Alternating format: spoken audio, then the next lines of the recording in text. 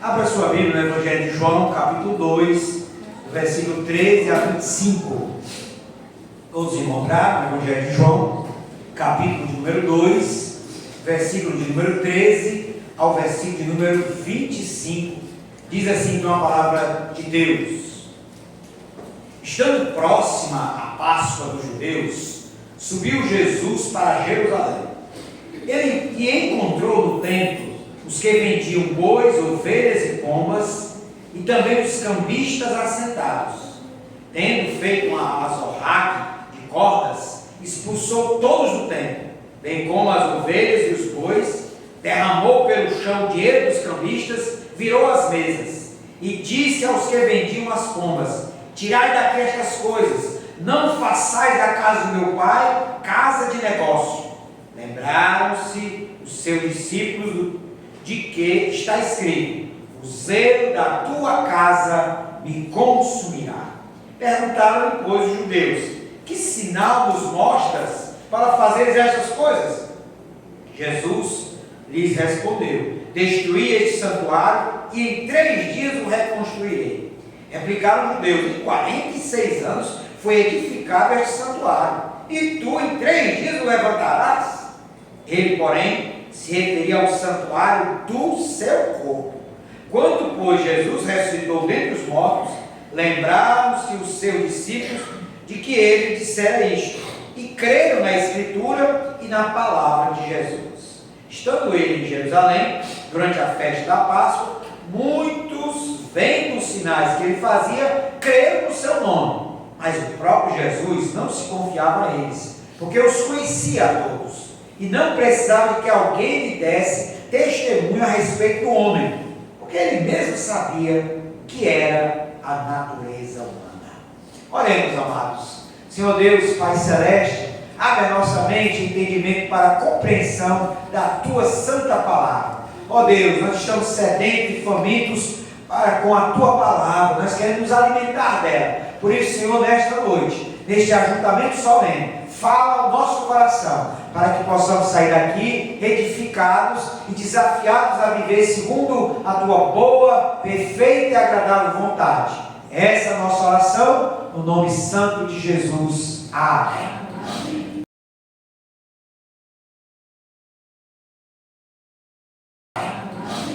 Meus amados irmãos, então hoje nós estamos no dia 27 de outubro, e agora na próxima quinta-feira estaremos então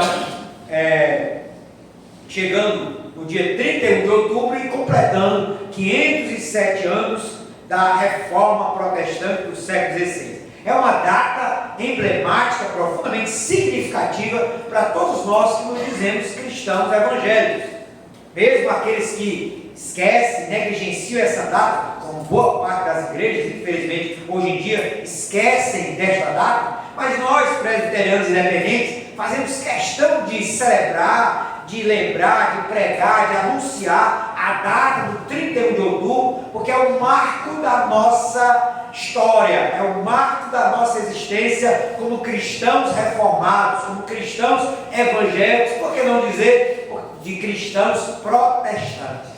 Sim, meus amados, esta data é celebrada pelo povo de Deus, porque foi há 507 anos atrás que o reformador Martinho Lutero apregoou o seu protesto, as suas 95 teses nas portas da igreja do Castelo de Wittenberg, e lá então, a partir dali, deu início àquilo que se chamou de Reforma Protestante, fazendo com que as igrejas, a igreja cristã, ela pudesse ser reformada e assim ela voltasse aos princípios da palavra, pelo menos parte dela, né? Outra parte ficou com o romanismo, ficou com o papismo, mas a parte que nos cabe ficou, né, conhecida como igreja protestante, igreja evangélica, e no Brasil, mais popularmente, igreja dos crentes, né? Igreja dos cristãos evangélicos. Mas, queridos, é interessante que quando a gente examina a história e resgata a história, a gente deve pensar acerca do que foi a reforma,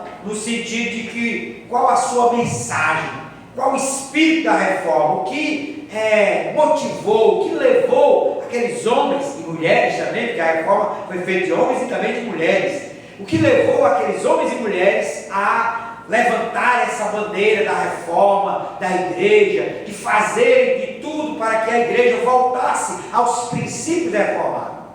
E aí, nesse sentido, nós encontramos, à luz das Escrituras, o espírito da reforma, a mensagem da reforma. Esse texto do Evangelho de João, capítulo 12, do versículo 13 ao versículo 25, nos mostra o espírito da reforma a partir de uma ação de Jesus, a partir de um ato de Jesus que Michel, muito acertadamente, fez aqui uma citação, dizendo que Jesus foi o reformador maior. De fato, meus amados, aqui, nesse texto, nós encontramos Jesus lutando para reformar a fé, reformar a religião, reformar aquilo que estava errado no chamado judaísmo.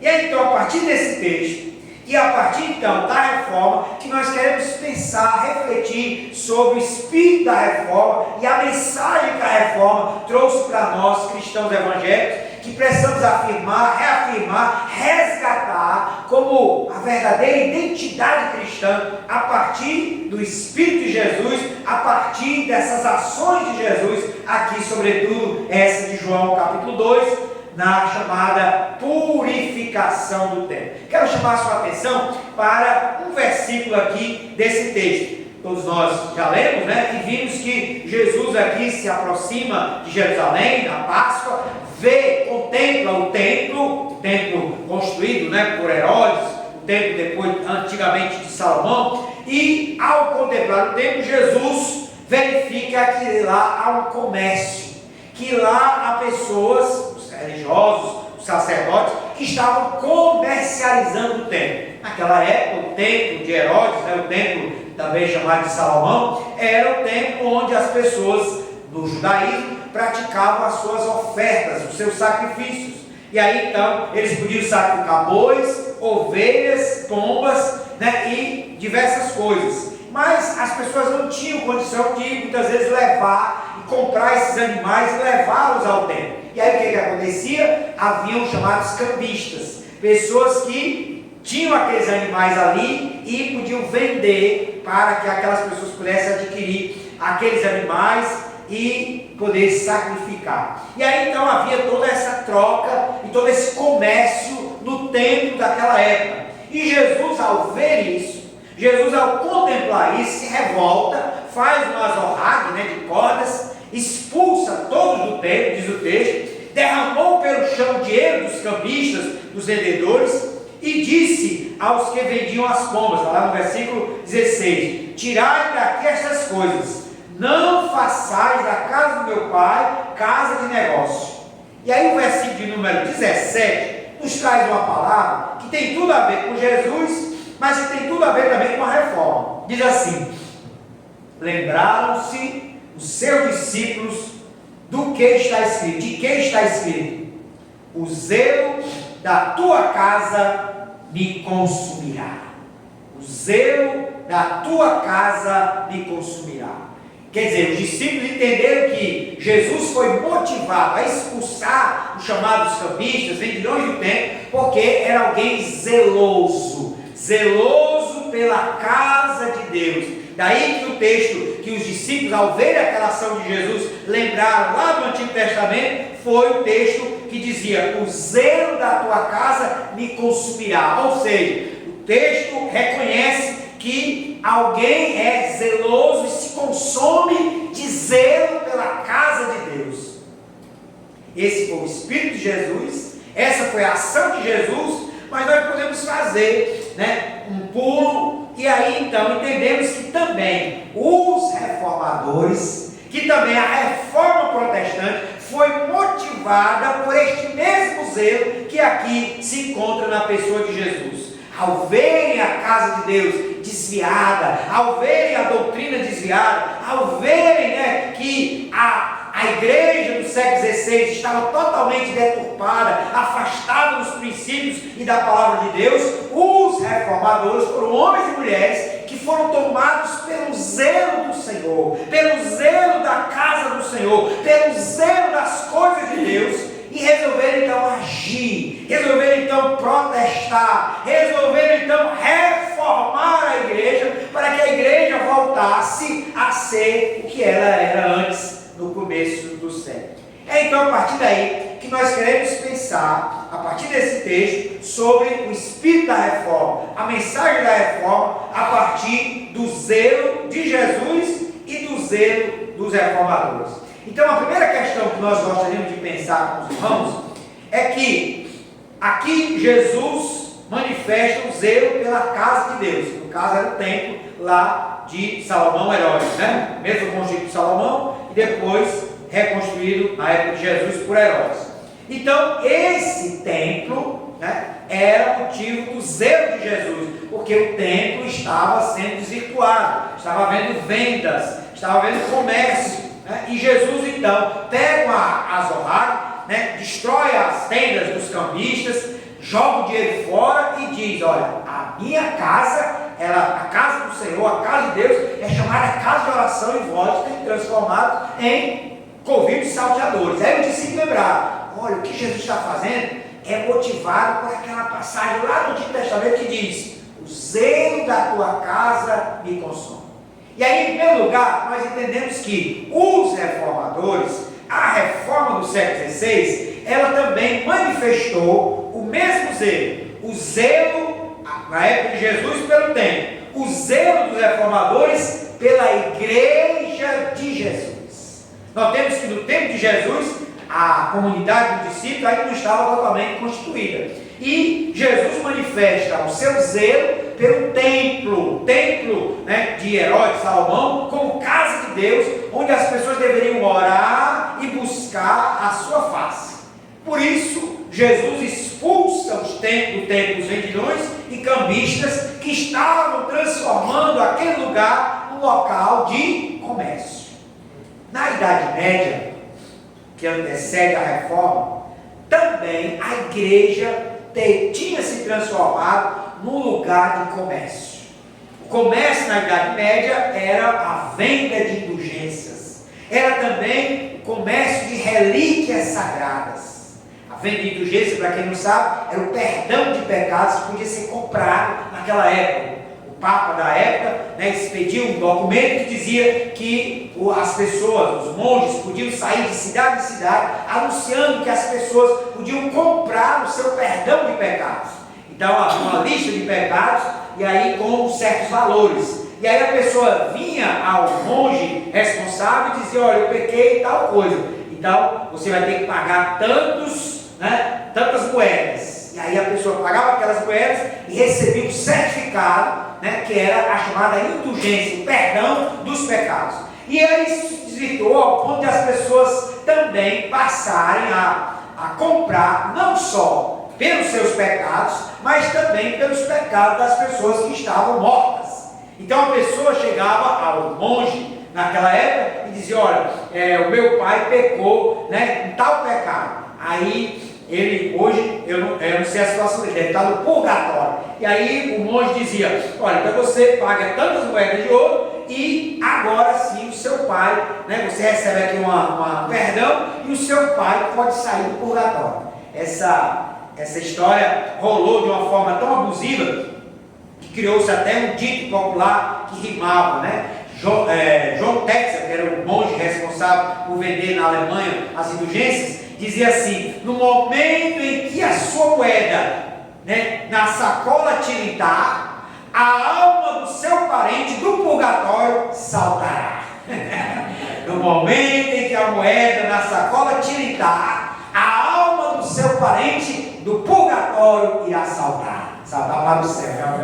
Então, meus amados, era isso então que era o comércio que estava acontecendo na Idade Média, início da Idade, né, moderna. Mas não somente isso, havia também um comércio de relíquias sagradas. O que é relíquia sagrada? Era que na época, né, até hoje ainda existe, mas na época as pessoas compravam, né, relíquias, objetos, né, alguma coisa que pertenciam aos apóstolos, à mãe de Jesus ou ao próprio Jesus. Então chegou-se a vender pelo do jumento que levou Jesus, né, na entrada de Jerusalém. Chegou-se a vender feno da manjedoura de Jesus. Chegou-se a vender leite, né, do peito da Virgem Maria. Chegou-se a vender lascas da cruz, que segundo os historiadores da época diziam, se juntasse dava para formar um grande navio, com as lascas da cruz de Jesus. Chegou-se a vender os pregos que prenderam Jesus na cruz.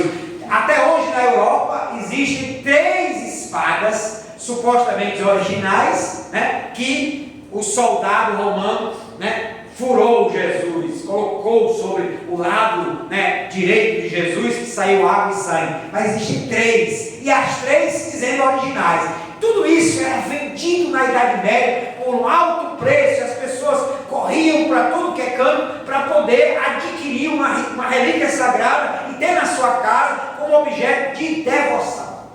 A devoção e o comércio de relíquias sagradas foi tão abusivo, foi tão absurdo, que chegou-se a vender 3 cabeças de João Batista. 3 cabeças de João Batista. Haviam 3 cabeças de João Batista circulando na Europa, dizendo-se a original, a cabeça original de João Batista. Quem adquirisse uma cabeça de João Batista, então estava ali com a relíquia sagrada. Chegou-se a adquirir a mais absurda das relíquias que se tem notícia, segundo os historiadores, que chegou-se a vender na Idade Média, na época então de Lutero, um dedo do Espírito Santo. Um dedo do Espírito Santo. Você vê como absurdo, Isso era comercializado, isso era vendido. As pessoas pagavam muitas moedas de ouro para poder adquirir essas chamadas relíquias sagradas e as indulgências. E havia ainda um terceiro comércio, que era a venda de cargos eclesiásticos. O que é a venda de cargos eclesiásticos? Chamado pelo historiador de simonia, porque vem de Simão, o mago, aquele que lá em Atos Apóstolos, capítulo 9 mais ou menos, quer comprar o poder de Pedro. E aí então, a simonia também foi muito comum na Idade Média. E o que era a simonia? Era que uma pessoa, ela almejava ter um cargo eclesiástico. Porque fazer parte do clero, fazer parte da igreja como clero, era um status social. E aí alguém adquiria, nós estávamos na época do feudalismo ainda, muitas dificuldades, a maioria da população ainda camponesa e tal, mas alguém conseguia amealhar algum recurso e dizer, eu vou querer ser um monsenhor, eu vou querer ser um cardeal. Aí ele chegava para um cardeal e dizia, olha, quanto é o seu chapéu cardinalício, quanto é ser um cardeal? E aí o cardeal então, ele resolvia vender o seu cargo eclesiástico. Ele se tornava leigo e aí aquela pessoa se tornava um cardeal católico, um cardeal para a igreja, porque adquiriu a peso de ouro o cargo eclesiástico de cardeal, de bispo. Dizem até as más línguas que até papa, também as pessoas podiam adquirir o seu cargo de papa, quando a igreja teve famílias influentíssimas na França, família Médici, que realmente chegou ao papado com a compra de um cargo eclesiástico. Então tudo isso era comércio, tudo isso envolvia religião e dinheiro. E aí os reformadores entenderam que teriam que ter zelo pela casa de Deus, a semelhança de Jesus, e protestar contra isso. E mostrar que isso estava longe da palavra de Deus, estava longe dos princípios do cristianismo primitivo. Daí então que houve o protesto. Daí então que a igreja manifestou zelo. Os reformadores, os protestantes manifestaram zelo pela igreja de Deus. A igreja de Deus não podia estar desvirtuada, deturpada, virando um comércio. A grande ironia da história, meus amados irmãos, é que uma parte da igreja que hoje se diz protestante também casou-se com dinheiro, também mancomunou-se com o negócio, com as finanças, de tal modo que se hoje Lutero estivesse vivo, ele não somente protestaria contra o comércio católico, mas contra o comércio que muitas vezes se manifesta em igrejas ditas evangélicas. Ditas, note bem, porque de fato não são, mas igrejas que comercializam rosa ungida, óleo ungido, né? Algumas coisas, vassoura, uma coisa para ungir a casa e tal. São igrejas que estão desvirtuando o princípio da palavra de Deus, né? A verdadeira origem da igreja cristã e a verdadeira identidade do povo de Deus, que deve ser um povo zeloso pela casa do Senhor. Amém? Daí, meus amados, que a primeira questão então que podemos tratar a partir disso é a ideia do zelo pela igreja. Os reformadores tiveram zelo pela igreja, assim como Jesus teve zelo pelo templo da sua época, para que a sua igreja, para que o templo, como também a igreja, não virassem comércio. Não, a igreja não pode se mancomunar com o dinheiro. A igreja não pode se tornar uma casa de comércio, uma casa de negociação. E assim, meus amados irmãos, esse protesto que os primeiros reformadores manifestaram deve ser resgatado por nós, no sentido de não tolerarmos de forma alguma que a igreja cristã torne-se um alvo de comércio. Amém, amados? Amém. Agora nós temos, meus amados irmãos, que esse espírito comercial não está tão somente nessas igrejas neopentecostais que nós falamos, que trabalham muito essa ideia do comércio, mas muitas vezes nós também, influenciados por esse espírito da época, podemos correr o perigo de também enxergarmos a nossa igreja, mesmo uma igreja séria, protestante, que anuncia a palavra, mas nós também podemos tomar esse mesmo espírito da época e enxergarmos a nossa igreja e a nossa relação com a igreja do Senhor, com a comunidade do Senhor, de forma mercantilista, de forma interesseira, de forma onde a relação nossa com a igreja, com a casa de Deus, não é mais uma relação de espiritualidade, de busca, de devoção, mas é uma relação puramente comercial. O que é isso? Sociólogos chamam que hoje nós vivemos tempos da religião utilitarista. Ou seja, eu me sirvo da igreja enquanto ela me é útil, enquanto ela me satisfaz, enquanto o pastor, os presbíteros, as pessoas me trazem boas mensagens, e o ambiente é maravilhoso. Agora, a partir do momento em que eu tenho algum dissabor, alguma dificuldade, eu caio fora e vou procurar outra. Então o espírito do comércio, muitas vezes influencia nós cristãos sérios, cristãos comprometidos, cristãos de uma igreja séria, como é a igreja presbiteriana independente. Nós, amados, não estamos imunes a isso, por isso nós precisamos discernir esse espírito comercial, esse espírito mercantilista que está lá fora, mas que muitas vezes também nos pervade, para que a nossa relação com a igreja do Senhor, com a comunidade do Senhor, não seja uma relação interesseira, mercantilista, consumista. Hoje os sociólogos dizem que esse fenômeno da religião consumista é um fenômeno que pervade a sociedade. Então as pessoas vão para tal igreja porque querem consumir um bem religioso. E a partir do momento em que se desgosta daquele bem religioso, aí procura uma outra igreja onde vai encontrar um outro bem. Então, infelizmente, há muitas igrejas que sucumbem a essa visão. E aí a ideia é manter aqueles fiéis ou aqueles clientes a partir então de certas técnicas, a partir então da parede. Se as pessoas gostam de parede preta, então vamos pintar preto. Se a agradável para as pessoas é luzes, então vamos colocar luzes. Se as pessoas gostam de rock, se os jovens não gostam de rock, então vamos colocar bastante rock, porque a ideia é manter o cliente.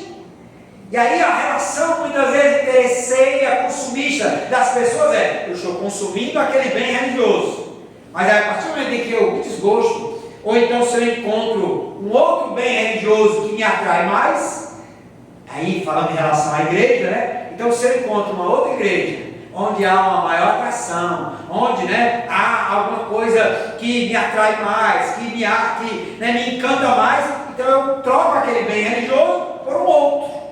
E aí eu vou pagar por aquele outro bem religioso e não mais por aquele. Meu Deus, que coisa triste, né? Que a igreja cristã na atualidade parte dela tenha sucumbido a isso, a esse espírito mercantilista, a esse espírito interesseiro, consumista.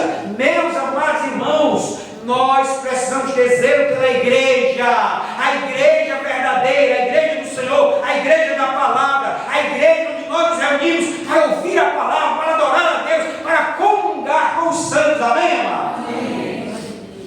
Vamos lançar fora esse espírito consumista que muitas vezes está no nosso tempo, no nosso mundo. Mas vamos lá. Esse texto que mostra Jesus manifestando zelo pela casa do Senhor, não somente me traz uma reflexão sobre a igreja, o zelo pela igreja, mas também o zelo pela doutrina. Notemos que Jesus expulsou os vendilhões do templo e declarou que eles o tinham transformado em casa de salteadores, mas que o templo deveria ser casa de oração. O zelo de Jesus não somente era pela casa de Deus, mas também pela doutrina, pelo ensino correto. Por isso a ênfase de Jesus em doutrinar acerca da casa de Deus. Jesus disse: vocês estão transformando a casa de Deus em salteadores, mas a casa de Deus, ela não é casa de negócio, ela é casa de oração. Meus amados, Jesus então enfatizou que a casa de Deus tem um ensinamento, tem uma marca, tem uma característica, que é a oração, que é a busca de Deus, que é essa comunhão com o Eterno, é essa manifestação da espiritualidade através da oração. Notemos que isso aconteceu na época de Jesus, nesse texto, mas infelizmente na Idade Média, isso é a Idade Moderna, também aconteceu o mesmo fenômeno, não mais no templo do judaísmo, da época de Jesus, mas com a igreja cristã, chamada Igreja Romana, igreja, cujo líder é o Papa em Roma. E aí o que aconteceu na Idade Média?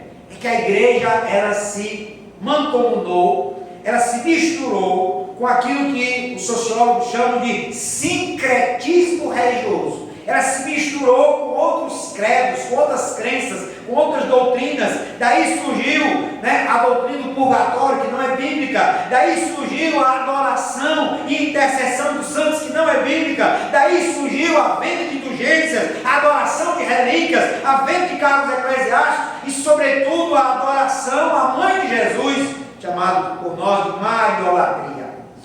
Daí é que os reformadores, daí é que os primeiros protestantes entenderam que era necessário ter um zelo pela doutrina bíblica, pela doutrina genuína, pela doutrina original que surgiu de Cristo. Isso me faz lembrar a palavra de um grande escritor, Bert Holden. Ele foi padre, depois ele deixou e já morreu, mas ele escreveu um livro, vários livros, e um deles eu li quando era novo convertido. E me chamou muita atenção aquela frase que decorei desde então. Ele dizia assim: ou aceitamos o cristianismo tal qual ele brotou da alma do divino mestre, ou não professamos o cristianismo de Cristo. Ou aceitamos o cristianismo tal qual ele brotou da alma do divino mestre, ou não professamos o cristianismo de Cristo. O grande problema da igreja na Idade Média era que ela estava professando o cristianismo, mas não o cristianismo de Cristo, não o cristianismo original, não o cristianismo que honrava as Escrituras, mas pelo contrário, um cristianismo que adulterava, que deturpava, que se afastava, que desvirtuava as Escrituras. Daí o zelo dos reformadores era o zelo pela doutrina, que o ensinamento cristão, que a marca da verdadeira igreja cristã fosse a doutrina bíblica, doutrina escriturística. Por isso o princípio reformado somente a escritura, porque os reformadores entenderam que a doutrina da igreja tinha que estar unicamente fundamentada nas escrituras. Sabe o que a igreja criou na Idade Média? Igreja romana, chamado dogma. O que é um dogma? Você vai entender, porque faz-se uma distinção entre doutrina e dogma de forma muito clara na história. Doutrina é aquilo que é um ensinamento baseado nas Escrituras. Então, a doutrina das duas naturezas de Cristo, a doutrina da predestinação, a doutrina da eleição, a doutrina da salvação. Então, são doutrinas que estão nas Escrituras. E o que é o dogma? O dogma é uma invenção, um ensino inventado pela igreja, que não necessariamente precisa ter base nas Escrituras. Então, por exemplo, purgatório. A igreja na Idade Média ensinava, e aí ensina, que existem 3 destinos para o homem, para a humanidade. Existe o inferno, para aqueles que não creem em Jesus, existe o céu, e existe um lugar intermediário entre o céu, entre o inferno e o céu, que é o chamado purgatório. O nome purgatório significa que ali naquele local a pessoa vai se purificar dos seus pecados para então poder chegar ao céu. Aquele que não crê vai para o inferno. Aquele que creu, mas errou, falhou, ele vai para o purgatório. E o santo total, pleno, vai para o céu. Então, segundo a igreja, a maioria da humanidade vai para o purgatório. E aí no purgatório ele precisa limpar-se dos pecados. Ele vai passar um período se purgando, se limpando dos pecados. E aí Dante Alighieri, famoso escritor italiano, escreveu um livro famosíssimo chamado A Divina Comédia, onde ele descreveu, e ficou famoso essa descrição que ele fez do purgatório. O purgatório, segundo Dante Alighieri retrata no seu livro A Divina Comédia, é um local, uma montanha, onde todos os seres humanos que não foram para o inferno e que estão querendo chegar no céu, vão subir uma montanha com uma grande pedra, uma enorme pedra. E aí todos vão lá, penando, se sacrificando, se matando para chegar no topo da montanha, que é o céu. Só que para chegar ao céu, assim que a pessoa está chegando com aquele peso do purgatório, aí solta-se a pedra volta para o cume, para o local do início da montanha, e aí a pessoa volta novamente. E aí 1000 anos, 2000 anos, 3000 anos, e alguém está lá carregando aquela pedra, todos estão carregando aquela pedra até chegar lá. Quando chega no topo, aí a pedra solta-se dos seus ombros, e aí você tem que voltar novamente e carregar novamente. Essa é a descrição do purgatório, que ficou muito bem descrita por Dante Alighieri. E aí a igreja criou o dogma do purgatório. O purgatório não tem base nas Escrituras, não tem base nenhuma. Jesus contou uma história, também chamada de parábola por alguns, do rico e do Lázaro. E naquela parábola só haviam 2 destinos. O seio de Abraão, que no Novo Testamento seria o paraíso, e em tormentos no inferno, que era o destino do rico, e Lázaro, no seio de Abraão, que era o destino do paraíso. O próprio Jesus falou para o ladrão na cruz: em verdade, digo que hoje mesmo estarás comigo no paraíso. Então a Bíblia só tem 2 destinos para o homem, o inferno ou o céu. Mas a igreja criou dogmas. E um dos dogmas foi a doutrina do purgatório, a crença do purgatório, de que há um lugar onde os seres humanos não podem ainda chegar no céu, mas estão se limpando dos seus pecados, que é o chamado purgatório. Segundo esse dogma, Maria, a mãe de Jesus, costuma visitar o purgatório todo sábado. Então, todo sábado, para a alegria dos adventistas, Maria frequenta lá o purgatório para tirar uma alma do purgatório e levá-la para o céu. Uma alma, Maria escolhe lá, entre aqueles que estão levando aquelas pedras, pronto, é você. Aí aquela pessoa sai ali do purgatório e vai para o céu. Dogma, invenção humana, não tem na Bíblia, não tem na palavra de Deus. Nós protestantes, nós reformados, nós evangélicos, nós cristãos, cremos na Bíblia. A nossa doutrina está na Bíblia. Nós não podemos sair dela. A lei é o testemunho. Se elas falharem, nunca veremos a alva. Vamos à lei, vamos ao testemunho, vamos às Escrituras, porque as Escrituras são a nossa base única de nossa fé. Amém, amados? Daí que o zelo dos reformadores foi o zelo pela doutrina.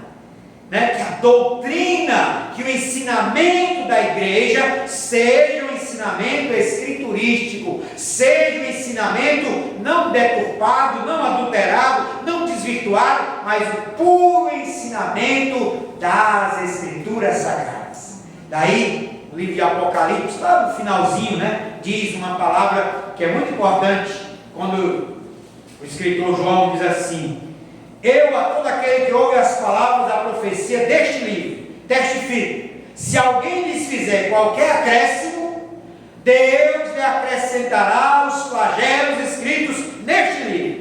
E se alguém tirar qualquer coisa das palavras do livro desta profecia, Deus tirará a sua parte da árvore da vida. Amém, amados? Amém. Então, nem acréscimo e nem tirar nada das escrituras. Nós devemos ter zelo pela doutrina, pelo ensinamento. Os bereanos, habitantes da cidade de Bereia, diz a Bíblia Sagrada em Atos dos Apóstolos, capítulo 14, que eles foram considerados nobres, mais do que os de Tessalônica. Por quê?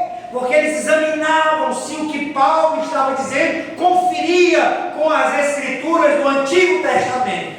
E aí o escritor Lucas registra dessa forma: os bereanos, os de Bereia, foram considerados mais nobres, porque com avidez receberam a palavra e conferiam se o que Paulo dizia constava nas escrituras sagradas. Portanto, meus amados, sejamos crentes bereanos, enfoquemos, enfatizemos a palavra de Deus, e que o nosso ensino, que a nossa doutrina, e que o púlpito sagrado só ecoe palavra do Senhor. Amém, amado? Amém. Mas vamos terminar. Há uma terceira e última questão que eu queria chamar a atenção para os irmãos a partir desse texto. Jesus é aquele zeloso, é aquele que zela pela casa, é aquele que tem zelo, e esse zelo se manifesta pela igreja. Esse zelo se manifesta pela doutrina. Por último,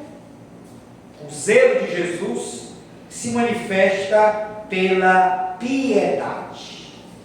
O zelo de Jesus também se manifesta pela piedade, aqui entendida como vida devocional. No texto paralelo de Mateus, dessa mesma passagem, Jesus diz que o templo era local prioritariamente de oração. A minha casa será chamada casa de oração para todos os povos. Os fariseus e os religiosos haviam transformado o templo num lugar de comércio e de exploração financeira das pessoas. No entanto, Jesus, nesse texto de João 2, mostra-nos que ali era o lugar da oração por excelência, era o lugar do cultivo da espiritualidade, da vida devocional, da vida de oração e de adoração. Na Idade Média, a igreja traiu o Espírito de Cristo e transformou os templos em lugares de comércio religioso. A igreja transformou os templos em lugares de rituais, de cerimonialismo. E esse é o perigo que a igreja viveu na Idade Média, e que os reformadores e que os primeiros protestantes protestaram e manifestaram zelo pela piedade. Sim, os reformadores entenderam que ritos, cerimônias podiam ser importantes, mas o essencial da vida cristã, o essencial de cada crente, de cada discípulo de Jesus, era viver uma vida devocional, era viver uma vida piedosa, era viver uma vida de oração, tanto individual como coletivo. Daí, meus amados irmãos, eu faço um alerta para todos nós, porque hoje nós somos a geração do cristianismo que menos ora na história da igreja. Nós oramos pouco, oramos quase nada.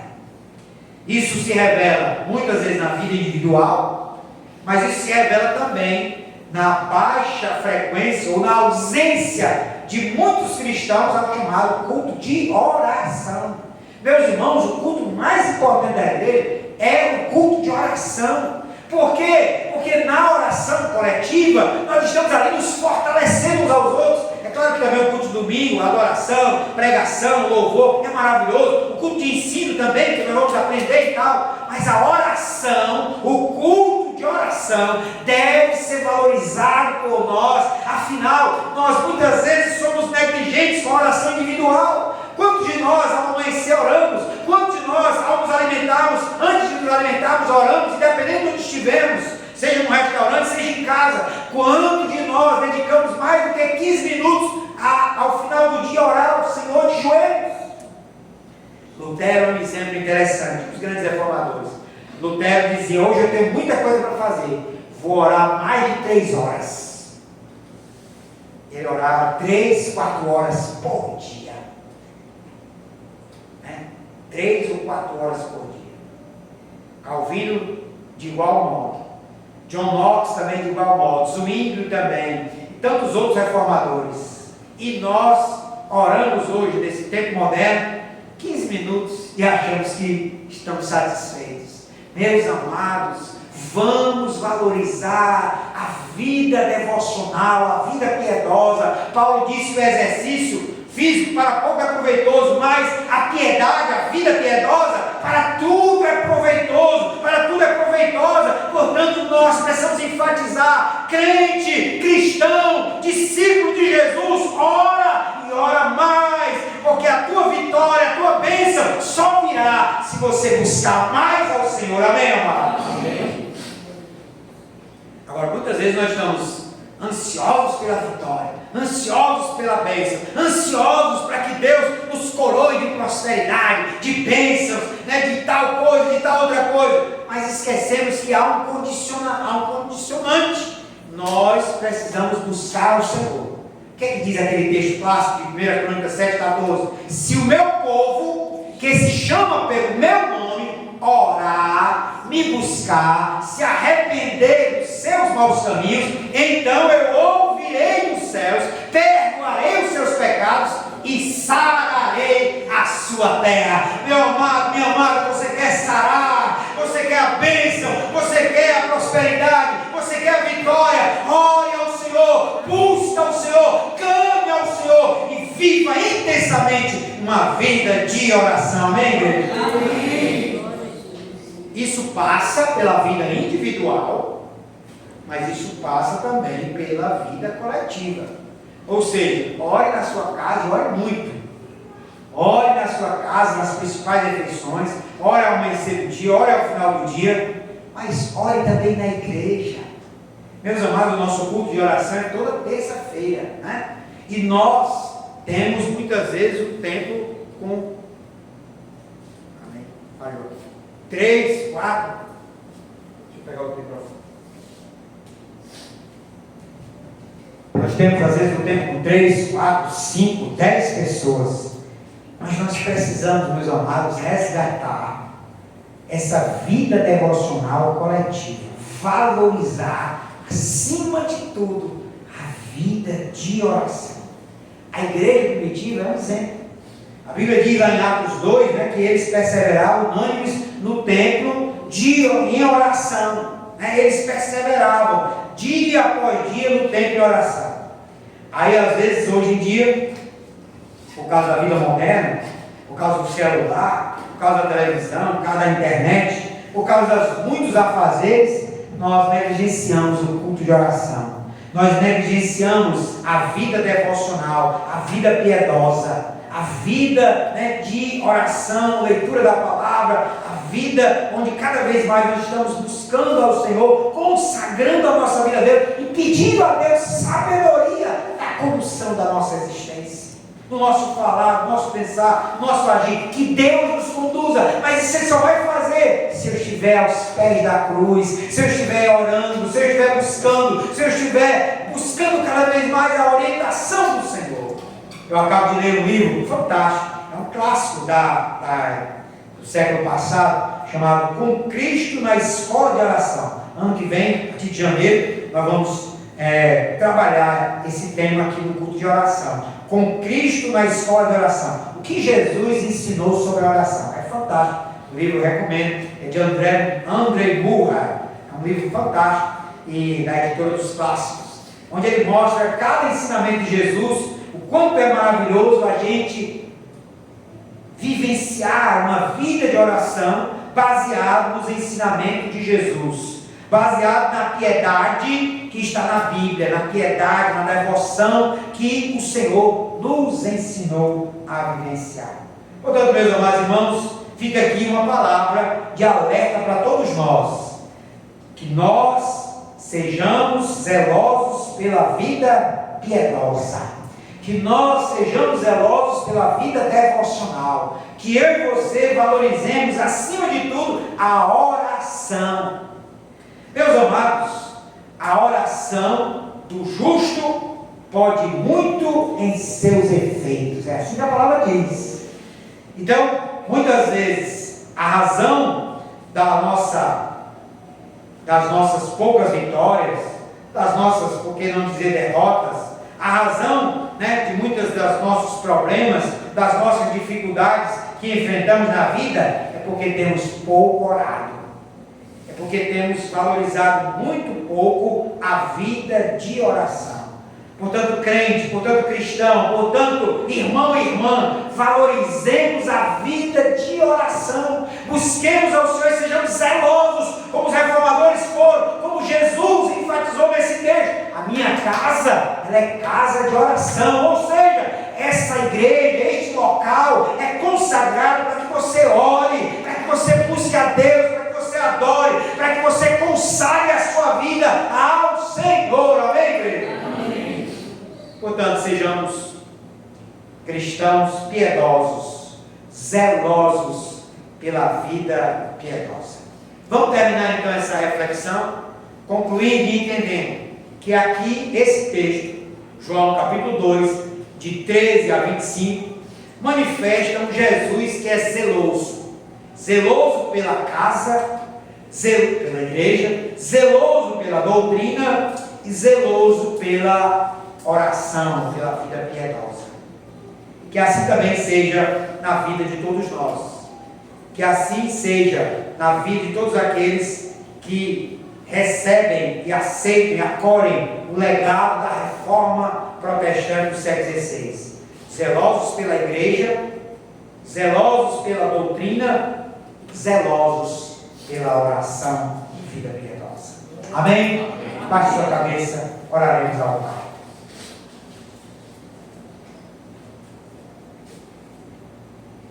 Santo Deus, Pai Celeste, ao lermos esse texto, quando os discípulos atribuem a Jesus a passagem lá do Antigo Testamento que diz: o zelo da tua casa me consumirá. Senhor, nós também queremos seguir os passos do Senhor e sermos zelosos pela tua igreja, zelosos pela doutrina, zelosos pela vida piedosa. Nos incomoda, Senhor. Lança fora de nós todo comodismo, toda inércia, para que nós, ó Pai, nos movimentemos e valorizemos a vida de oração, valorizemos a doutrina, o ensinamento bíblico e escriturístico, e valorizemos a igreja do Senhor como casa de Deus, casa de oração, igreja, lugar para adorar, para bendizer, para anunciar a glória do Senhor. É assim, Deus, que nós oramos, que nós, cristãos evangélicos, também chamados de protestantes do século XXI, que possamos, ó Pai, valorizar o legado, a herança da reforma protestante do século XVI, e termos zelo da igreja, zelo da doutrina e zelo da piedade. Em nome de Jesus assim oramos. Amém. Amém.